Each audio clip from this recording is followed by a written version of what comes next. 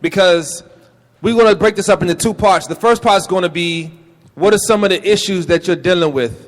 And so I know that a lot of times we want to keep it cool. We don't want to keep it 100, especially with a big room of people that we don't know like that. They don't know us. But the reality is, if you're not willing to open up on some level, you can't receive either.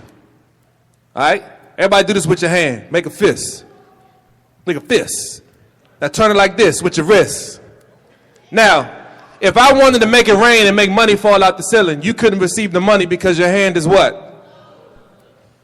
They good. I ain't hear y'all. If I wanted to make it rain and drop money out the ceiling, you couldn't receive because your hand is what? So if you want to receive, what you got to do to your hand?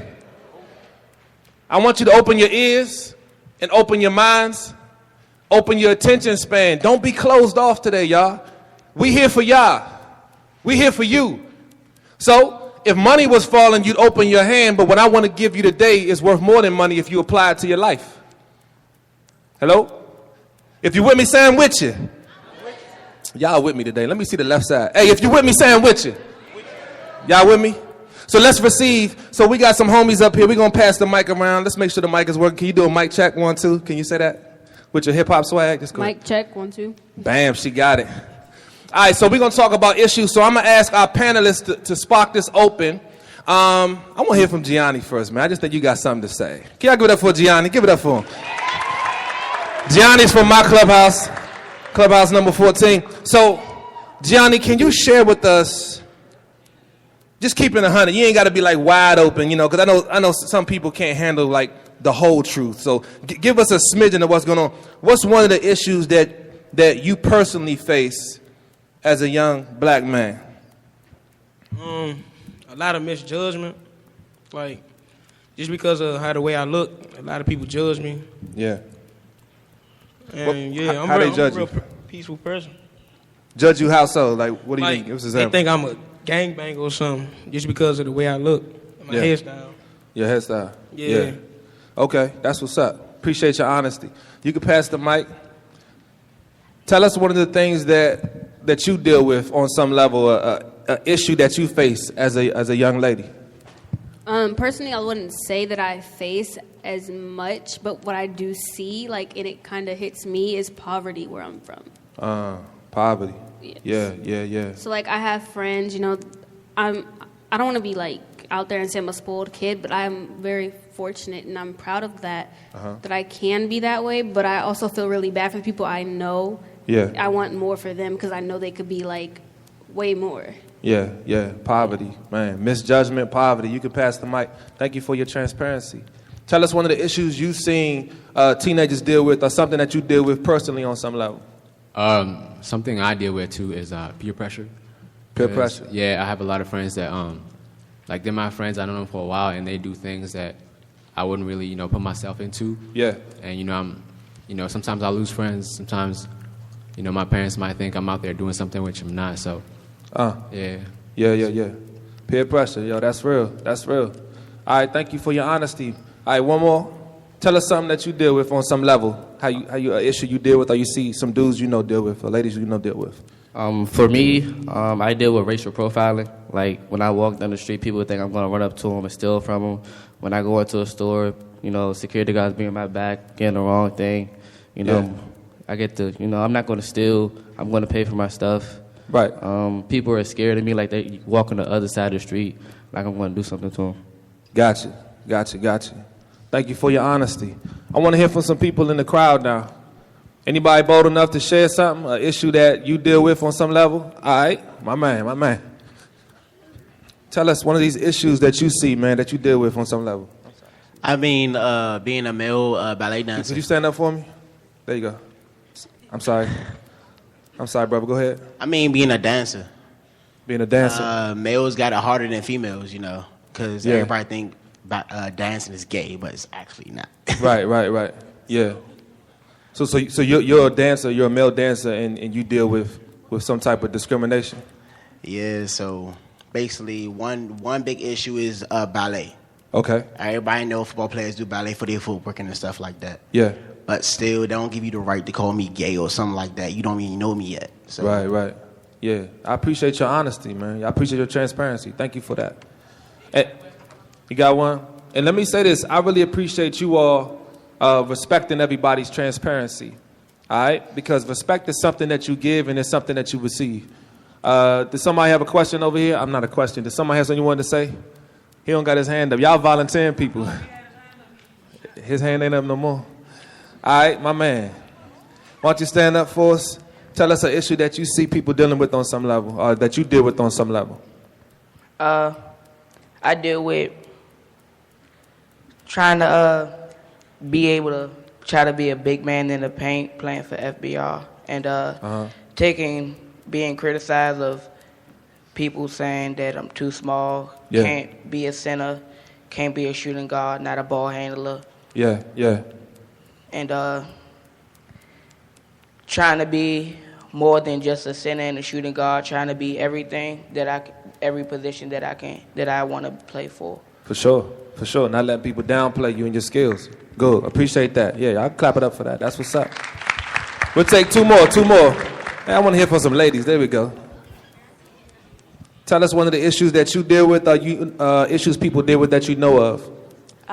One of the issues that I deal with is even like in my own community, like no matter how smart I prove myself to be, people say for certain I dream big or I achieve more. Yeah. And when I say I want to do something, they say, well, that's for, richer people, or that's for smarter people that are smarter than you. Oh, wow. So, yeah. Man, people say that to your face? Huh? Yeah. People are cruel. Thank you. Thank you for your transparency. I want to hear from one more lady. We got a lady? Okay. Let me run over. Tell us the issue that you deal with or some people deal with that you know of. I know personally I deal with stereotyping because of my neighborhood. Like, I live right off Benton Road around Simp, so like people automatically think that I'm a part of a hood or something. Yeah. And I get stereotyped for the girls I be around. Like, my best friend, she pregnant. A lot of my friends are pregnant, so they automatically think I'm going to get pregnant at a young age. And I know better than that. And I just get stereotyped for basically everything around me. Yeah. Man, profiling. People misjudging you. People saying you guilty by association. People making fun of your sexual orientation or making assumptions. People saying you can't do this, you can't do that. I can relate to that. As Mr. LeVar said, I'm a hip-hop artist. I'm also a pastor. And, I had a lot of people coming at me telling me what I could and couldn't do. You know what I'm saying? If you walked in, you kind of maybe saw some of that display stuff. I'm a nobody from Forestville, Maryland. That's where I grew up. And now I live in Northeast. And I grew up dealing with depression. I had a whole lot of stuff in my life from my family members, alcoholism, abuse, things like that, to the point where I tried to kill myself twice in one day. Yeah. I was a suicidal middle school student. I tried to hang myself twice. But there was something in me that knew I had a purpose beyond the issues I'm facing. I had a bully. I was teased. We had the block boys in my neighborhood. I was too small to hang with the block boys. You said people talk about your height. I was the small dude with the glasses and, the skin disease, eczema, the dry skin. I had the spots all on me. So I thought my life would be better if I wasn't in it. So I took a jump rope and I made a noose and I hung it over the closet rail and I tried to kill myself twice. But my faith in God kept me from doing that. And I just knew I had a purpose. Now, you may not believe in God, and I'm not going to get all religious on you. But one thing you got to understand, you can hashtag our lives matter, but if you don't know what your purpose is in life, your life won't matter up to much. And I found my purpose in helping people. I had no idea I would be talking to y'all today, have our own clothing line, have music. My music video is going to be on MTV soon. Like, doors are opening up for me as a young black man. And so I don't know what your goals and dreams are, but you can't let your issues keep you from succeeding. All right? Y'all with me? So we talking about issues. I wanted to encourage you with that. You're listening to a guy, you're talking to a guy who's dealt with issues. And I still deal with issues. I've been called the N-word before by a white man. Yeah. I was in Virginia, and it was classic, man. It was so classic. I was in Virginia in like this small town with some youth leaders. We did a retreat, and we pulled up to this little corner store. It was one black dude in the store, and he was the Coca-Cola driver. When he saw us, he went, you know that don't you do when you see somebody, you like the only one? Yeah.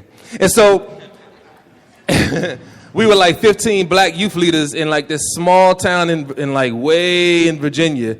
And like in the parking lot about to go inside and make some purchases for groceries. And this white guy pulled up and said, N-words, and pulled off. I was like, what? I was like, not in the 21st century. But the reality is you can face all kinds of things, whether it's profiling, racism, discrimination, or those other issues that you all express. But what I want to ask our panel now is, now that we talked about some of those issues that other people face, I want to hear from you all, and then we're going to hear from you all in the crowd. These are the issues that you face, but what do you think are the issues that the people face that bring the issues to you? So think about that. Think. You mentioned that there's a person, when you in the store owner be all hassling you, trying to ride your back, what you buying something? Hurry up and buy. You know what I'm saying? Like, and so, but that person has an issue. Because get this, y'all. I don't know if y'all know this, but hurt people. Think about it. People who are hurting on the inside love to hurt people. The biggest bullies in your school are really hurting on the inside. And that's how they lash out. Some of you all are bullies. And it's because you're hurting. So you bring an issue to somebody else, but the reality is you have an issue. So let's start with the panel. Panel, we've been open and transparent. I appreciate you for your transparency. You told us what are some of the issues that you face. But now I want you to think about what's an issue that someone is facing that causes you to have your issue. Let's think about that. Think about it. You got one? Go ahead. I think some of the issues that other people face is not having a good role model at home to support them. So they go out looking for other people to depend on, and when they can't find one, I guess they do like a bad behavior and lash it out on other people just to get attention for other people to help. Yeah. That's a good answer. Let's give it up for that, y'all. Y'all clap it up. Let's talk about more issues. What's an issue that an issue bringer is dealing with? In your case, remind us again, what was the issue you mentioned? Mine was peer pressure. All right, that's a good one. So can you be a little more transparent? You don't got to be wide open. Give us one example of something that your peers pressure you to do that you don't want to do. That you know is wrong to do. Drugs, basically. Drugs. The main thing, yeah. All right, drugs. So you have friends or people around you that pressure you to do drugs. What are some of the issues they're facing that you think which are causing them to push pressure on you to do drugs? For one, I know one of my good friends faces a lot of depression because he's been through some things like suicidal things. Yeah. He doesn't how teenagers think, their parents are always wrong. Yeah. He goes through that too, so he doesn't really trust his parents. And, he thinks that, if he resorts to something else, it'll help him out. Yeah. Raise your hand if you've ever heard somebody say they just trying to medicate the pain by doing drugs, smoking, shooting something up. Yeah. All right, you can put your hands down. That's real dope, man. I appreciate you saying that. Because a lot of times we try to self-medicate things using drugs, which really can only be fixed through having an emotional release or some type of psychological rewiring. And a lot of times we go to drugs to try to get that high. But the issue is when you come off your high, you still got to face your what? Issues, your problems. So that's dope. You said depression is an issue that your peers are facing, which causes them to push you to want to do drugs. And then you have an issue. Y'all see how everything affects everything? Your issues affect your issues, which affect his issues and her issues. All right, let's pass the mic. We got 2 more panelists, and I'm going to bring the mic to y'all. So I want y'all to be thinking about y'all answers. All right. What's the issue that you mentioned poverty being an issue? All right. So what are some of the issues that people are facing which are causing or allowing poverty to happen in your community? What do you think is a issue that some of those people are facing? That I don't really know, but I would say that it comes back to other people when they feel the need to steal. Like in school, you always hear some child that came up on somebody's sweater in the locker room, or they just take somebody's phone. I'm being honest.